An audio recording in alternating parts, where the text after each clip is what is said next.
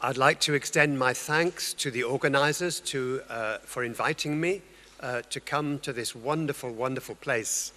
Not only Gdansk, this is my first time in Poland, and I fear I might be falling in love with Poland and with Gdansk and in this wonderful and very significant center. I would like to talk a little bit about depression and the history of MBCT, and then just briefly look at the evidence for its effectiveness, but mostly I want to focus on some aspects of scientific experiments and how different experiments can give us insights into the relevance of mindfulness for society. First of all, then, MBCT. MBCT was a response to a big crisis, which was depression.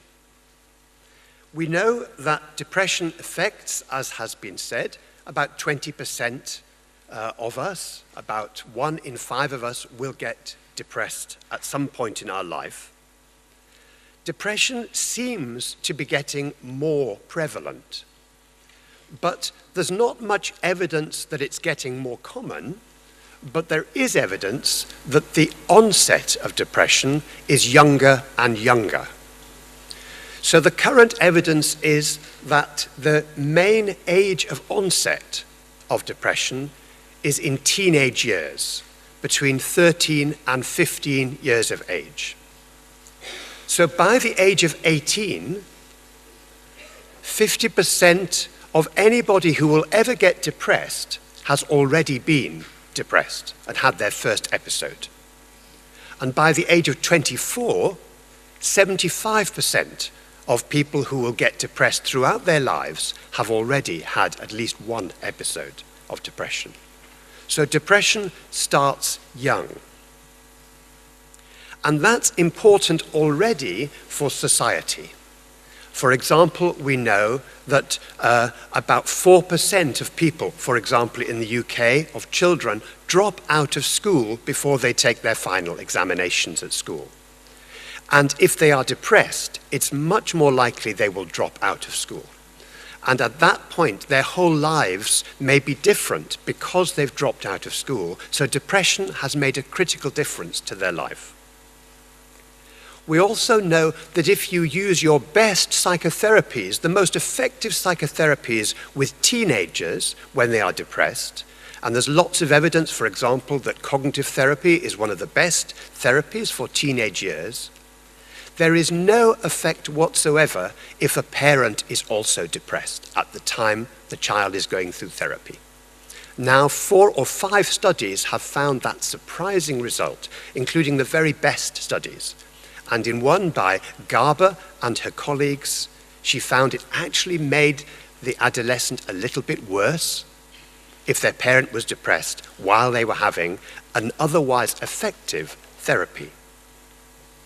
So depression turns out to be very important for its effect on the family and on individuals' lives.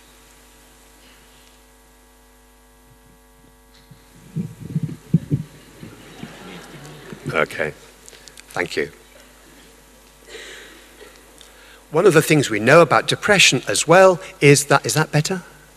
Okay. One of the things we know about depression is that it is as common in high-income countries and in low-income countries. So it's not just the effect of the Western world and economic well-being, it's actually a big scourge in low-income and middle-income countries, where the number of years lost to the disability of depression is as high as any physical illness. So if one can look at that throughout the 20th century as we had increases in our understanding of the biology of depression, and then we had antidepressant medication which could help in many cases, up to about the 1970s, depression was largely seen as a biological problem that needed a biological solution. There had been advances in behavior therapy and psychotherapy, but it was usually felt that behavior therapy and other psychotherapies were suitable for anxiety and phobias, but depression needed antidepressants. And then behavior therapists and cognitive therapists, particularly Beck, who we saw there meeting the Dalai Lama, Beck had the first trial of cognitive behavior therapy for serious clinical depression and found that it worked at least as well as antidepressants. And that result has been replicated many times. But there is one big difference, and that is that although most people, if they're depressed, become treated with antidepressants, when they stop taking their pills, the depression comes back. If they stop taking their pills early, it's called a relapse. The same episode comes back. If they take the course of pills for maybe 1 year and then stop, then within another year, their relapse rate, their recurrence rate, it's then called recurrence, goes back to the same risk it was before they started the pills, before they started the antidepressants. So by the 1980s, it was clear that the main problem of depression was not just getting depressed in the first place, but in recurrence, in the fact that depression keeps coming back. That we knew that cognitive therapy was a good treatment for depression, but a few of us started to realize that we needed something better than just treatment. We needed to see if we could do some prevention, of offering something to people who knew they were vulnerable, even if they weren't depressed right now, that would prevent another episode of depression coming back. In a sense, the pattern of depression had become, if you like the analogy, like having a fire in your home. If you have a fire in your home, you call the firefighters, the fire brigade, and they come and put out the fire. If you have another fire a year later, you'll also call the fire brigade. But if you have a fire again a year later, then although the fire brigade will come, they will also send in somebody that will see why and what can we do to prevent. And that comes fire prevention, not firefighting. And the same is true of depression. When you've been depressed many times, people are now looking, or were looking, for some way of preventing depression, not just treating it every time it happened. And that's when Zindel Siegel and John Teasdale and I came together. We'd been asked to see if we could develop another form of cognitive therapy that would focus on maintaining people's wellness after they'd had psychotherapy. And we said, you know, if people have already had cognitive therapy, then their relapse rate and recurrence rate should already be lower. And we asked permission to change our focus away from just maintaining wellness to actually prevention in the first place, where we could identify people who are vulnerable and give them something. But in order to do that, we had to know, well, what's the critical mechanism? Why do people, even when they're well, why are some people at risk? And there are lots of experimental evidence that what keeps people at risk is that some people are highly sensitive to small mood changes. So they're feeling fine, but if they feel a little bit low, then suddenly they start to brood and ruminate, as Pavel has already indicated, and very quickly their mood is very low. And lots of experiments using mood induction, for example, where you ask people to be depressed in the laboratory for 10 minutes, and you play very sad music, and after 10 minutes, everybody feels a little bit low. But mostly, that has no effects, for example, on your memory, on your thinking. But if you've been depressed in the past, that reactivates those old patterns of thinking.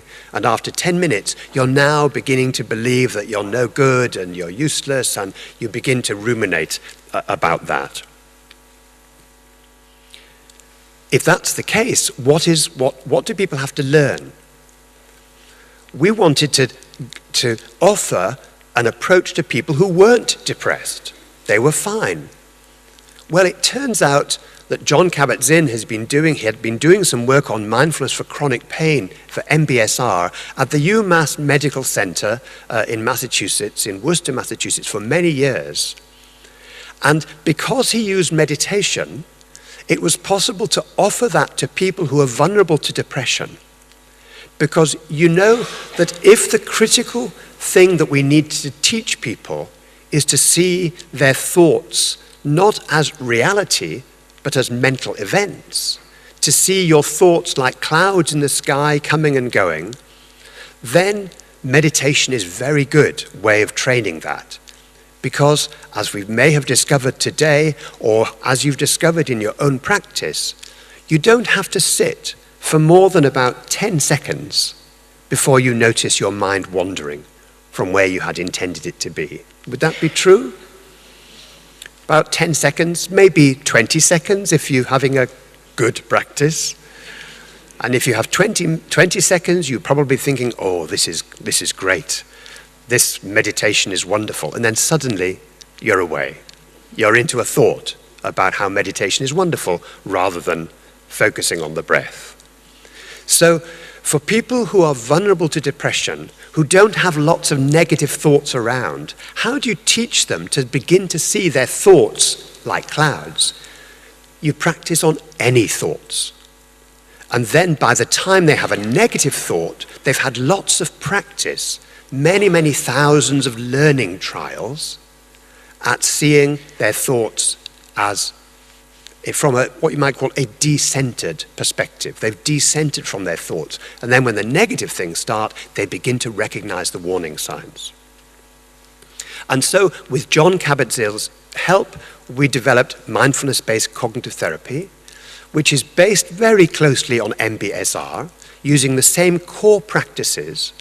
But after the first session, which is MBSR, which the first session is typically MBSR, after that, another 7 sessions, every session is slightly different from MBSR in small but important ways to begin to allow MBSR to turn towards the problem of depression and to bring in some cognitive therapy elements to unite these two bits of evidence base into one thing that would be useful for preventing depression.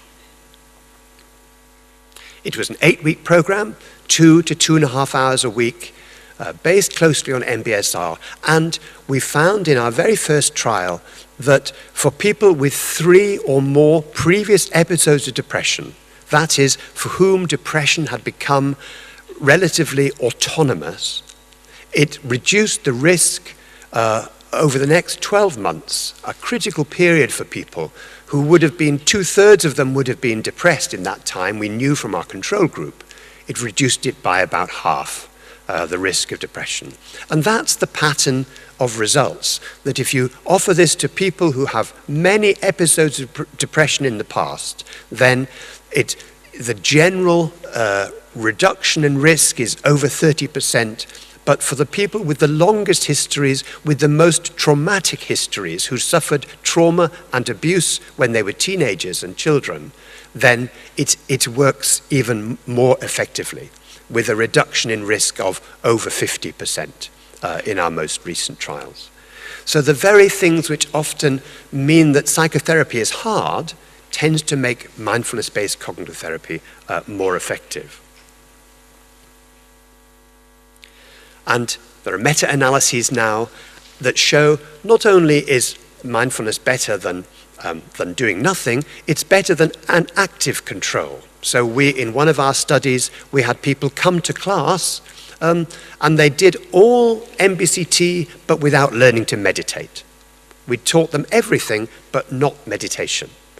And what you find there is that when MBCT is at its most effective, that's for people who have had a traumatic and long history of depression, then just coming to class and learning everything except meditation gets you about halfway.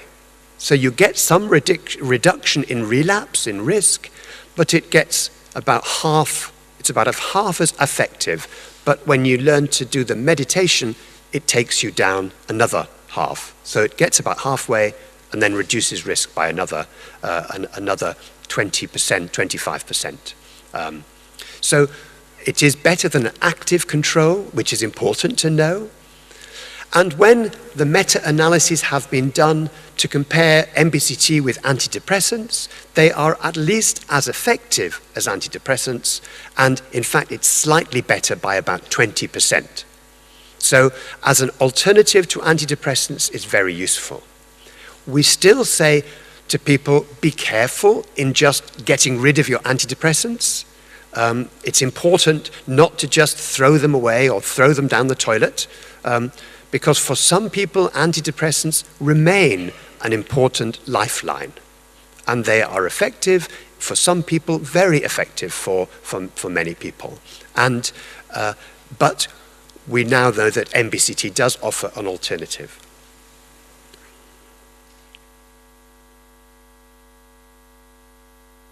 I want to turn now to the broader picture of mindfulness in society, but I want to do it by talking about experimental psychology, because that's my base field, if you like.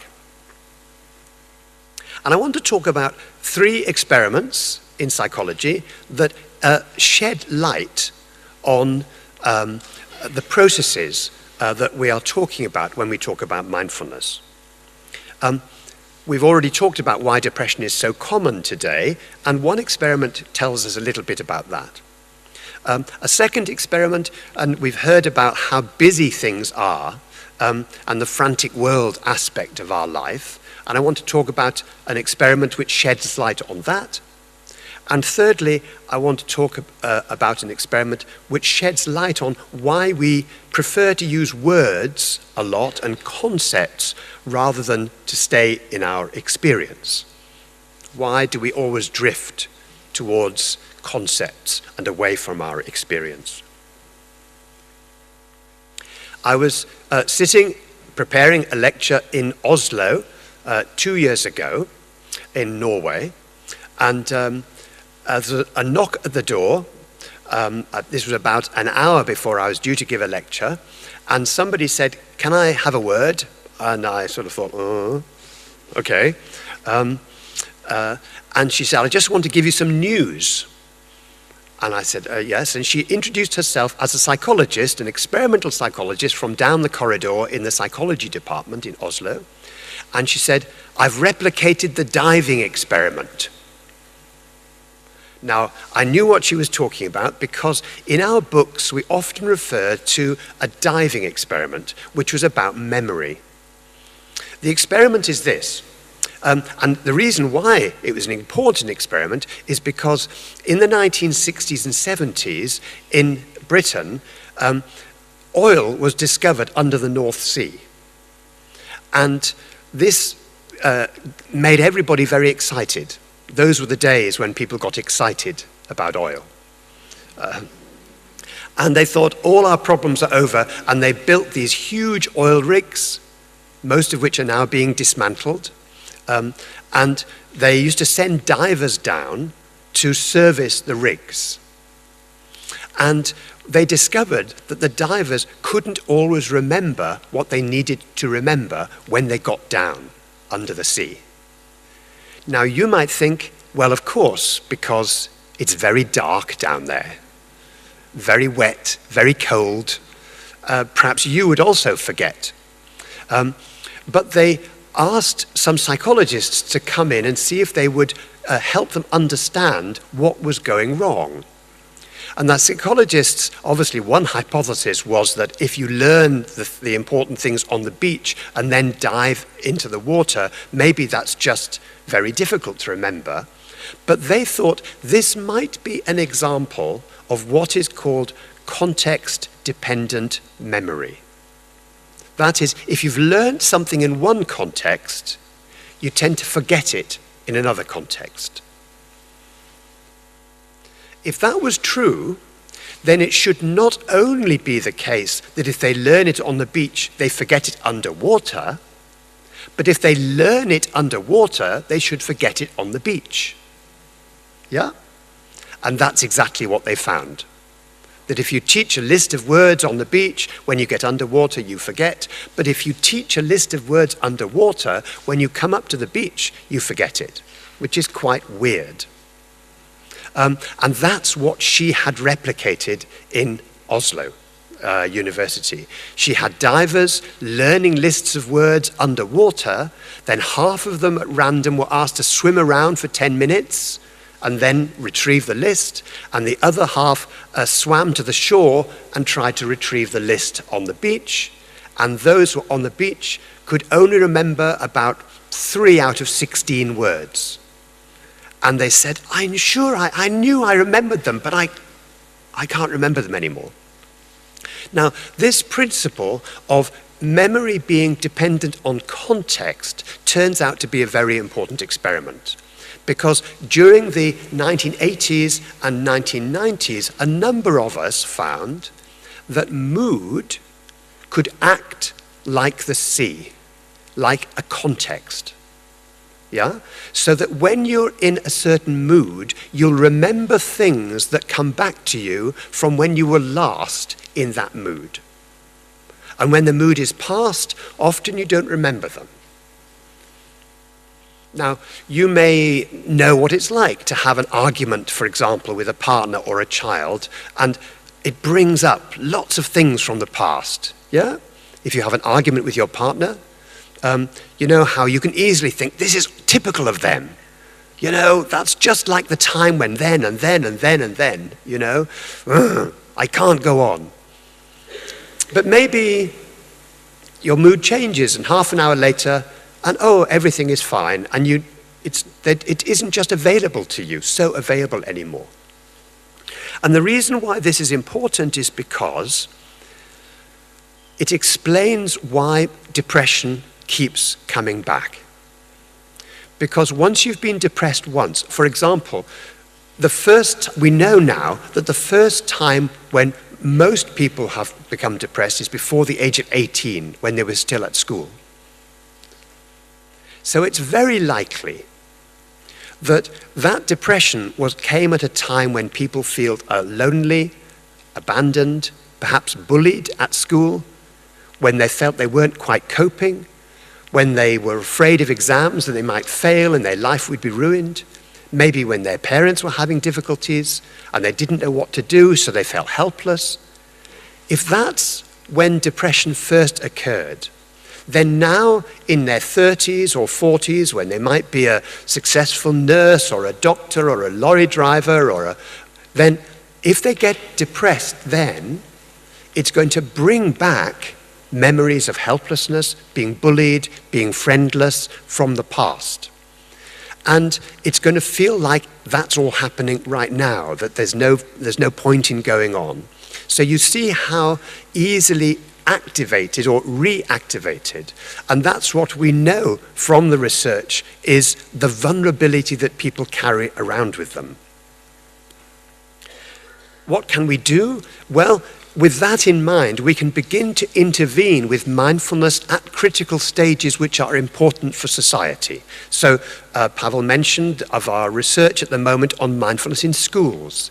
Taking the Mindfulness in Schools program, taking 7,000 children from 11 to 13 years old, so before they get into that risk period, from 85 schools around the whole of the United Kingdom, and then randomly allocating some schools to be mindfulness schools and other schools to just do their social and emotional learning, their control group, and then following up these children for 2 years, and seeing if it reduces the risk of depression, if it increases well-being, and as teachers think it will, it improves behavior in the classroom. Children are more willing to sit still, more willing to learn, more open, more helpful to their friends. So that research is ongoing, and we won't know the results for another 2 or 3 years. But that's one stage of intervening for seeing if you can reduce the risk of depression. We offer it to the whole class because the whole class seems to like mindfulness. It's specially constructed to be available, to understandable by kids with lots of fun practices to do. Like, for example, the body scan is not called the body scan, it's called beditation. The kids can do it in bed. And lots of little changes like that which makes it fun to do, so that some of the children say, this is helping my football playing, and other children saying, this helps me perform in drama, and other children silently are getting help with their risk of depression and anxiety without having to be stigmatized, without having to be identified. There is, before I move to the second experiment, there's one other place when children have left school. There's one other time of life when about 85% of us will have an experience where we all go through the same, you might say the same channel, the same gateway, and that's when we have babies.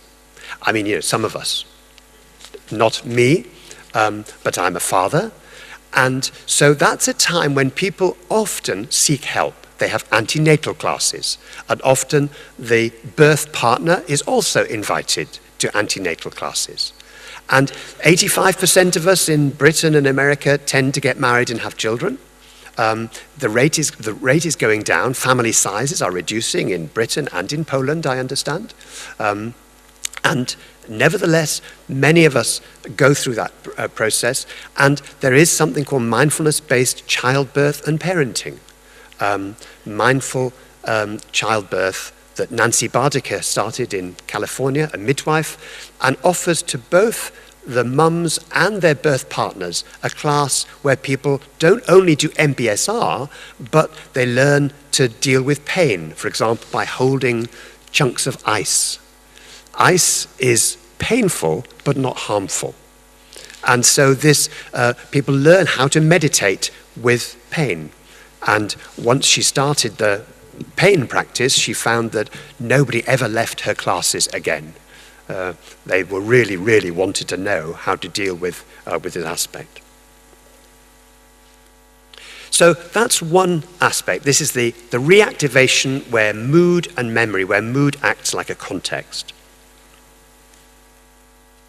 The second experiment I'd like to talk about bears upon the issue of why the world seems so frantic to many of us much of the time. I want to talk about an experiment that happened when I was at Cambridge, in which people were doing experiments on driving. And they were wanting to know what parts of the mind and the brain were used when people drove a car. And this is important because it's clear that some aspects of driving are fairly automatic, yeah? But other aspects of driving, you need your wits about you. Now, it turns out that if you do a lot of experiments in the laboratory, you find that some things have this aspect of automaticity about them. Automatic, you can do it on automatic pilot, like changing gear in a car. But other things, like coming up to a roundabout, to a rotary as they call them in the States, or coming up to a junction, you can't do that automatically because you need to be aware to take in new information. You can't predict where the cars are going to come from. And if you are doing something else, like having a conversation, then generally you stop the conversation when you come to a busy intersection, because the conversation takes up the same space as the space you need to do that bit of driving. Well, these researchers wanted to check out if that was really true and see which aspects of driving were more automatic and which were more needing all your attention. How did they measure whether people were automatic or really attending? By getting people to generate random letters. Now that's quite a difficult task. If you ask people to generate random letters or even random numbers, it's actually quite difficult. Random numbers is an easier example, like if you try to generate numbers randomly from 0 to 9, then you have to remember what you've just said. You can't just say 2, 4, 6, 8. Not very random. Occasionally 2, 4, 6, 8 will occur, but not very often. And, 8, 7, 6, 5, 4, no. So you have to go 2, 3, 8, 6, 2, 8, 1, 5, 9, 0, 3, yeah? So it takes all your attention. And similarly with random letters, you can find that people are sometimes more random or less random. And by looking at an index of randomness, you can see whether people are really attending with all their mind or whether they're on automatic pilot. Because when you go on automatic pilot, you suddenly don't get random anymore. It's 2, 4, 6, 8. So there was the researcher sitting in the back of the car, asking people as they drove along, just generate some random letters. And they drove random letters, and they were pretty random, and they were very random when they were changing gear, perhaps going around a corner. But when they came up to an intersection, the randomness became completely non-random, and sometimes they just stopped altogether without realizing it. They just stopped talking. And then when they got round the corner, they started up again. So what this illustrates is that when we do some things automatic, we can share, we can multitask, but we can only multitask on the vertical dimension. In other words, we can do some things that we need our full attention, and other things we can do automatically. But what we normally do when we call it multitasking is actually multi-switching. We tend, when we need all our attention, to switch from one thing, then do something else, etc., etc.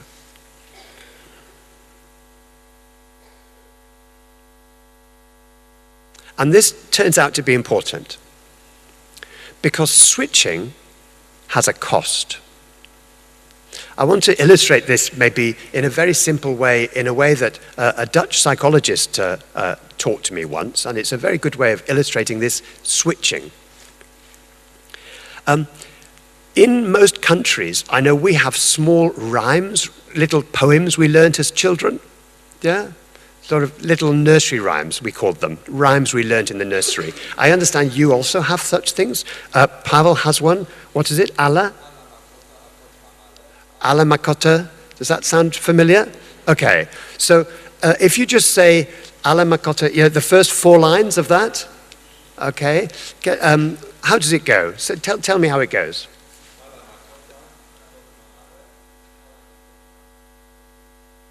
Okay. Okay. Do you all know that one? Well, you can invent your own nursery rhyme, if you wish. How many words there in those first 4 lines? How many words? Can you count them? No? Ala, Makota? The 3 lines? 4 lines? About 18 words altogether? How many words? 15 words? 12 words? 13 words? Okay. About 13 words in that little rhyme. Okay. So what I want you to do is I want you just to see how long it takes you to count to 13. Okay, so just as fast as you can, and when I say go, I want you to count to 13, and when you finish counting, put up your hand. Okay, so starting now. Okay, so half the hall the hands went up in about 3 seconds. So you can count to 13 in 3 seconds. That's good to know. That's about, very good. Now, I want you to say that nursery rhyme, Ala Makota, and do that as quickly as you can, and then put your hands up when you finish. So starting now.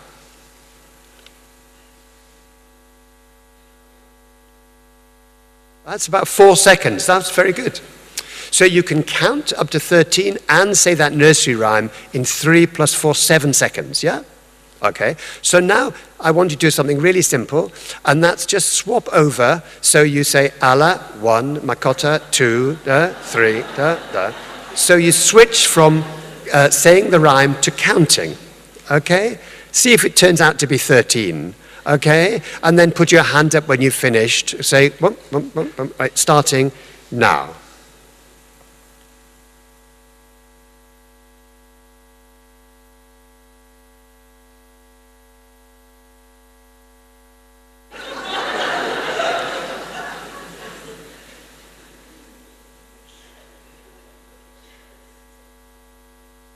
Not quite half yet. Yeah, hands up. Some people have collapsed completely. Okay. And some people are still going. Well, I did see some hands after about 15 to 20 seconds. Yeah, I can hear it still. Okay. But between 15 and 20 seconds, okay. So now, if you can count in 3 seconds and say the rhyme in 4 seconds, why do you suppose it took 15 or 20 seconds to do this, to alternate? That's called the switching cost, the cost of switching. Because you were switching back all those times, 13 times, it took about 13 seconds more. So every time you switched, you lost an average of 1 second. Which isn't much, but proportionately to 7 seconds, it's quite a lot. Yeah? That's the switching cost. Now, most psychology experiments on switching costs actually involve quite detailed computer tasks, so they're measured in milliseconds, but that experiment is a good one that you've found because it's very obvious. It's very obvious. And that's because you just have to keep track of where you are, and you're not even aware that you have to keep track, that you have a bit of a memory load. You have to remember which number you were on, which word you were on. You have to then stop inhibiting the number and go back to the word, stop inhibiting the word and go back to the number. Yeah? All of that takes time. We know that when you attend to one thing, you inhibit the alternative. And it takes time to take the inhibition off and switch in. When you've switched, you inhibit that thing. And it takes time when you want to switch back to turn off the inhibition and switch back. Yeah? It's called inhibition of return. And very important in the psychology of attention. Now, so all of those processes were going on, and it cost you about another 13 seconds.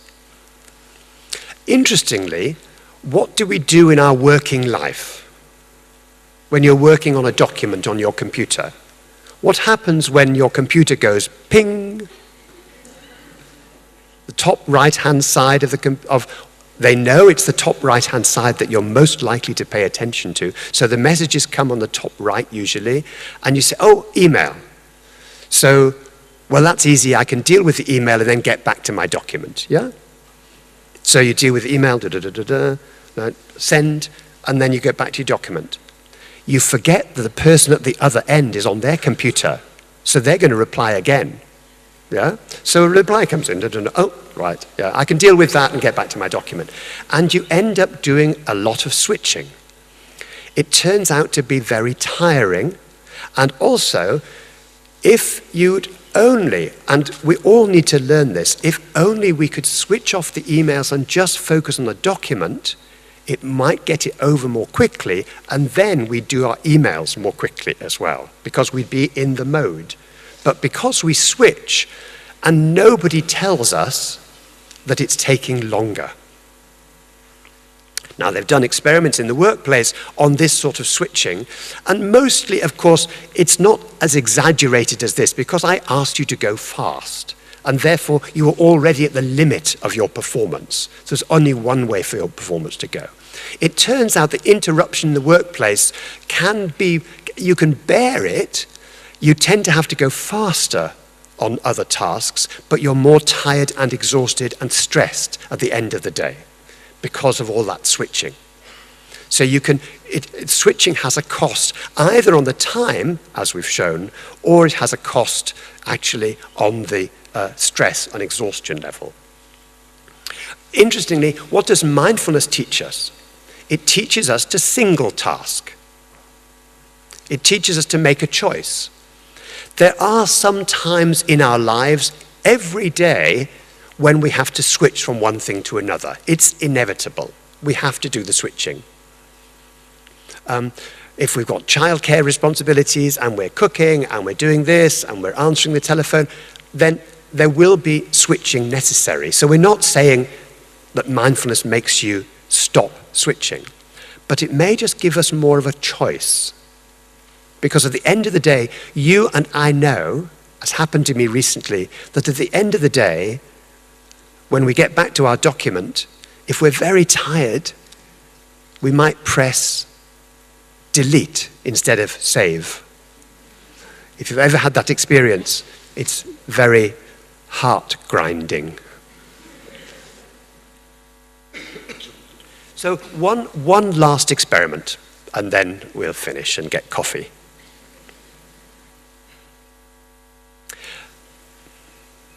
I've spent most of my research career researching depression, but also in the laboratory researching autobiographical memory. How do people remember their past? And can people remember their past? How fast is it? And also, how general?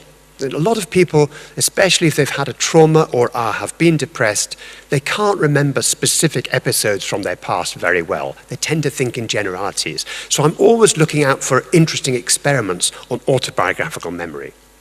And there's an experiment by two psychologists called Wilander and Larsson, Swedish psychologists, who did a really interesting experiment on memories that were brought back by the sense of smell. And now you may know that one of the things that brings back memories, you might be walking down the street and you suddenly get a smell of bread or of lavender, or you think of your grandmother's house. It brings back a flood of memories, yeah? So they were experimenting with cues, using smells as cues.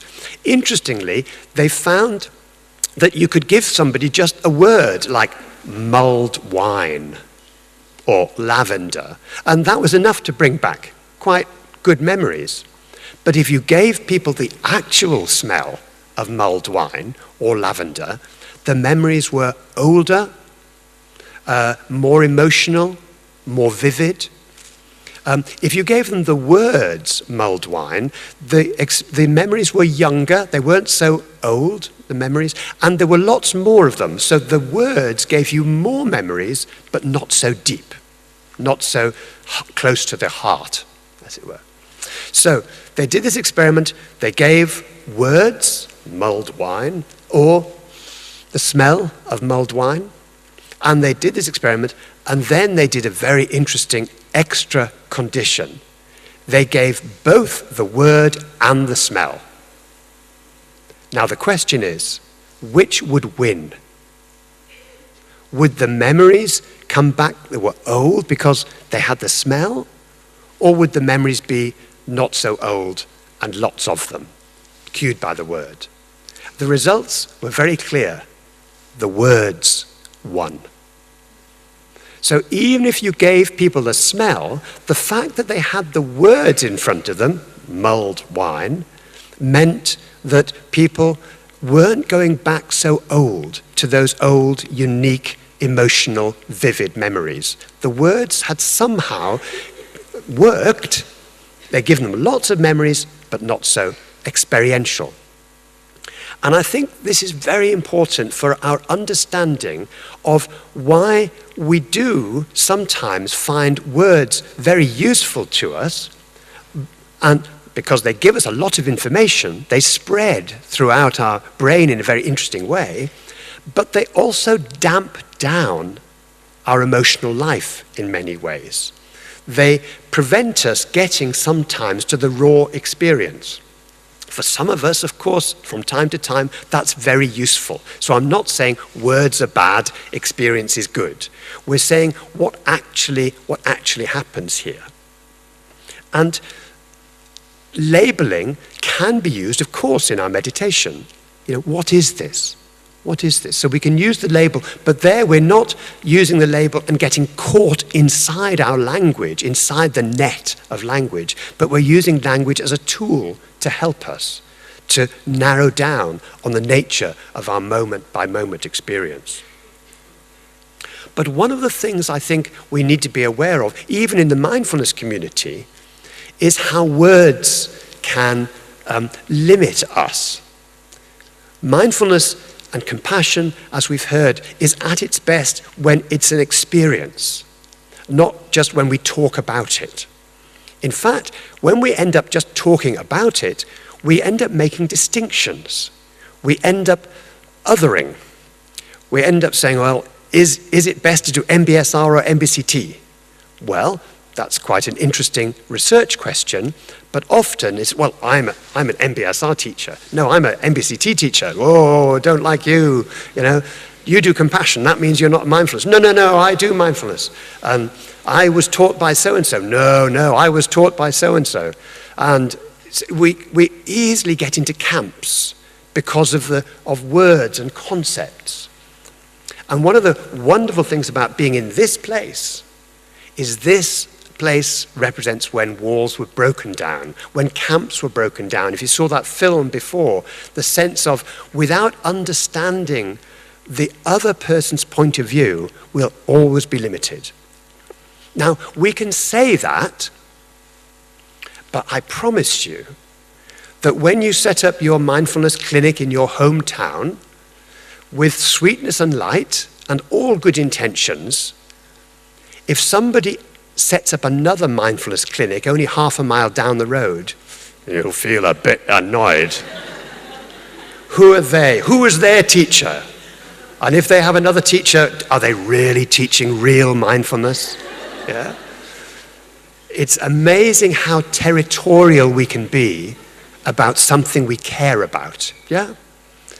And what Poland might be able to teach the world is how you can break down territories. That is your mission. With your history, that is your mission. To notice where people are being territorial and to say, hey, come on, mindfulness is free, it's like the air.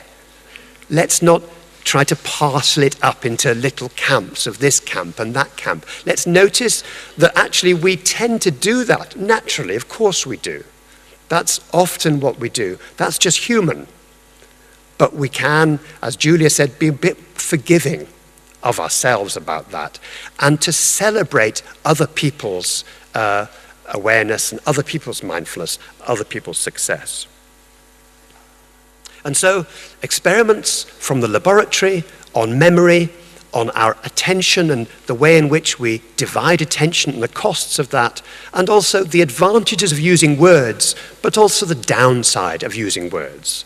I think that that's the way in which the laboratory can speak to the world and the world can speak to the laboratory in the service of a more mindful and compassionate world. Thank you very much indeed.